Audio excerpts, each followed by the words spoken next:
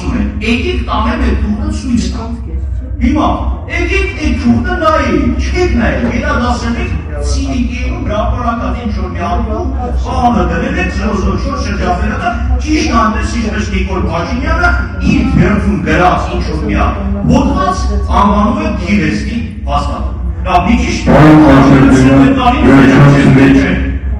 Պարոն Խաչատրյան, ես էլ գիտեմ, որ շրջապետականը կար, բայց ես կարող նաև դա ապացուցել, երբ որ շրջապետականը հրապարակվեց, Գեղամ Մանուկյանը, եթե պետք է կարող հրապարակել է ասում է, այդ ինչ-որ ներբերվում նա կեղծավեն կապիրաշ չի, երկրորդը, այդ գրածը դա չի նշանակում, այլ հասկանում են։ Նմանատիպ դեպքեր ասել Արտակ Մինասյանը Պետրոս Բազարյանի մոտ հարցազրույցում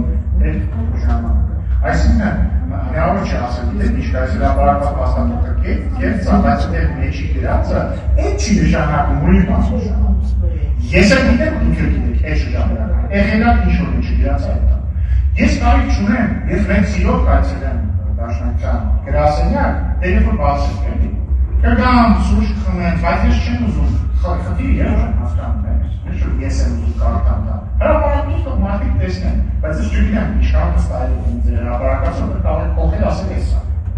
Բայց ակերպում եմ Գեղամ Մանուկյան, Արտակ Մինասյան, երկուսներ հարցազրույցներում այս տերության հաստատել են, որ շրջապետական, հենց այն շրջապետականը, որը Արտակ Մինասյանի բանը չեց հիշեցի, ես իրոք ուզում եմ ասել, որ շատ ցավում եմ պարոն Մինասյանը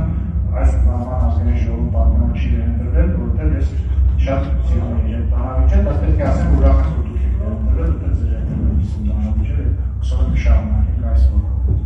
Ձայնը տրվում է պատգամավոր Իրինա Յոլյանի։